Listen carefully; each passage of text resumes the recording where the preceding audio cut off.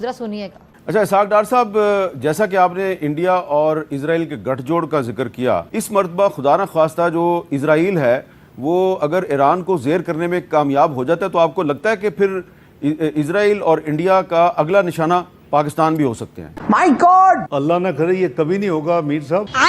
बस हवा निकल गई। इनकी ऐसी तैसी जो ऐसी मैली आग से पाकिस्तान की तरफ देखे। अबे साले। और ये कौम जो है ये अल्लाह के फजलो करम से जो मैली आंख इसकी तरफ देखेगी उसकी आंख निकाल देंगे। और Israel dare not to look at Pakistan. और अभी भी हम अलर्ट हैं क्योंकि उनकी मिलिट्री लीडरशिप जो है वो बिल्कुल ऑन ट्रैक है। Cease fire is holding on, but उनके जो पॉलिटिकल लोग हैं वो कभी कभी अजीब किस्म के बयान दे देते हैं। कभी कहते हैं ये सस्पेंड किया हुआ है, कभी कहते हैं ये ऑन हॉल्ट पे है, कभी कहते हैं हम ये तो ट्रेलर था। अब जो हो चुका सो हो चुका।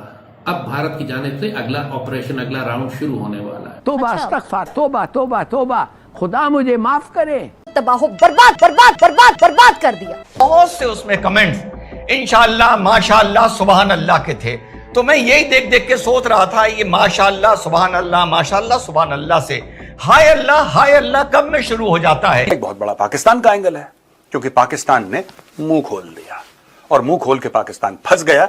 कहा तो ये जा रहा है पाकिस्तान की तरफ से कि जी हम इजराइल की मदद नहीं करके और ईरान की मदद करेंगे, और क्योंकि जी वो ब्रदरली इस्लामिक कंट्री और वही जो बातें हम किया करते हैं। लेकिन Israeli PM said that after Iraq Pakistan is next in line.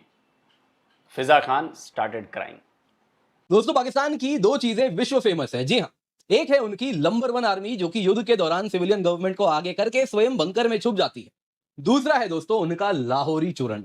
ये नेतन्याहू उसने खुद कहा हुआ है कि हमें सबसे पहले हमारे निशाने पे ईरान है, उसके बाद पाकिस्तान है। ईरान के एक बड़े सैन्य अधिकारी ने कहा कि हमारी पाकिस्तान से बात हो गई है और पाकिस्तान ने हमको ये आश्वासन दिया है कि यदि इजराइल ने हमारे ऊपर किसी भी तरह का कोई परमाणु अस्त्र चलाया तो पाकिस्तान इजराइल के ऊपर अपना परमाणु बम चला देगा। ये बिल्कुल वही मामला है जो कि पाकिस्तान और इंडिया का लश्कर तैयबा का हाफिज सईद वाला मामला है। यानी पाकिस्तान जो है हाफिज सईद को सपोर्ट करता है, हाफिज सईद जो है इंडिया के ऊपर अटैक करता है, ईरान हमास को सपोर्ट करता है और हमास इसराइल के ऊपर अटैक करता है। पाकिस्तान की वजह से अब इसराइल ईरान को और भी कूटेगा और भी डिस्ट्रॉय करेगा पाकिस्तान की वजह से। मैं ये समझता हूं कि अगर अमेरिका और इसराइल चाहें तो वो 5 से 10 मिनट में पाकिस्तान के एटमी प्रोग्राम को तबाह कर सकते हैं। आज मुसाद का इतना बड़ा नेटवर्क ईरान के अंदर काम कर रहा है कि आप सोच ही नहीं सकते कि कोई बंदा उनकी पहुंच से बाहर है। खमेनी टारगेट के ऊपर है और वो मूछें कटाकर बुर्का डालकर जो कहता था कि मैं अल्लाह के बिना किसी से नहीं डरता हूं, खुद डर कर बैठा है बंकर के अंदर। जी बिल्कुल ऐसे ही है। हमें हेलो दोस्तों, स्वागत है आपका हमारे चैनल न्यूज़ रजत में। दोस्तों, हमारे चैनल को अभी तक सब्सक्राइब नहीं किया है तो सब्सक्राइब अवश्य कर दें। दोस्तों, इजराइल ने पाकिस्तान को जिस तरह से धमकी दी है कि हम ईरान के पीछे खड़े हुए हैं, इससे पाकिस्तान अब बुरी तरह फंस चुका है। कारण यह है कि इजराइल ने भी पाकिस्तान को निशाना बना लिया है और बोल दिया है कि इजराइल के ईरान के बाद अब पाकिस्तान आपकी बारी है।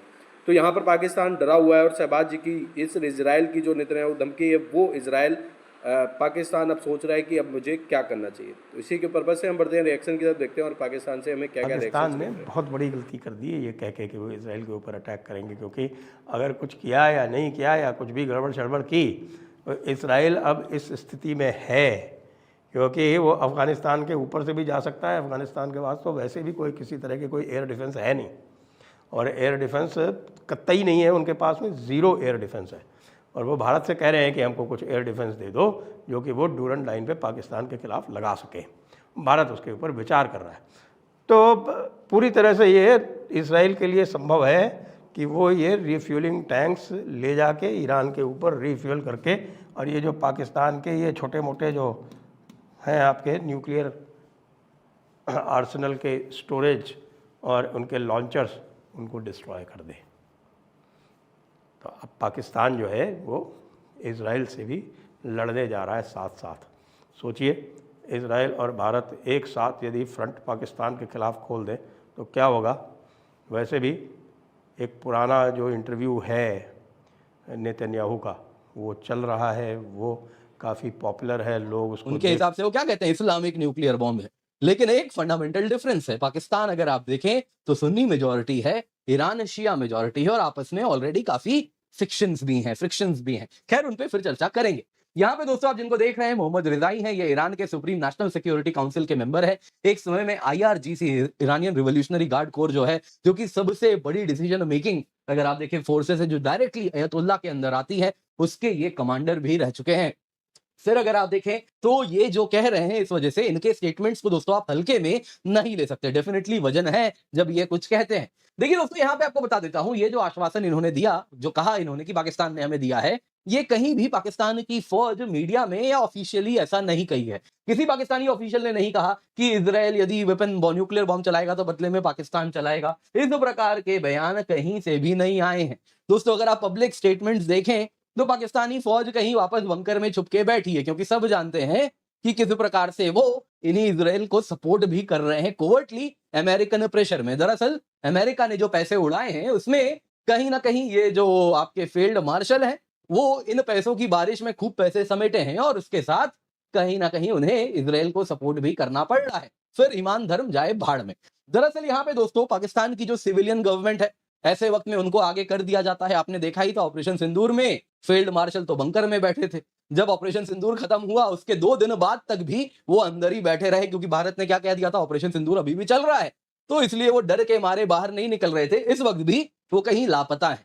इस वक्त भी अगर आप देखें तो पाकिस्तान की जो सिविलियन गवर्नमेंट है वही आगे बढ़ के कह रही है हम तो ईरान के साथ खड़े हैं। ये पाकिस्तान के डिफेंस मिनिस्टर हैं ख्वाजा आसिफ, इन्होंने नेशनल असेंबली में, वहां के पार्लियामेंट में 14 जून को कह दिया इजराइल ने देखो टारगेट किया ईरान को, येमेन को, फिलिस्तीन को। आज जरूरत है सारे मुस्लिम देश एक साथ यूनाइट हो जाए, नहीं तो एक एक करके हम सबको ये मारेंगे। यानी कि इजराइल का एक डर है पाकिस्तान में कि ईरान के बाद अगला नंबर पाकिस्तान का हो सकता है। जहां तक बात है मुस्लिम यूनिटी की, तो साहब हमने तो ये सुना है, क्या जॉर्डन, क्या सऊदी अरेबिया, क्या इराक, सभी का एयर स्पेस यूज किया जा रहा है ईरानियन मिसाइल्स को गिराने के लिए। तो क्या कहना चाहेंगे इसके बारे में? यहाँ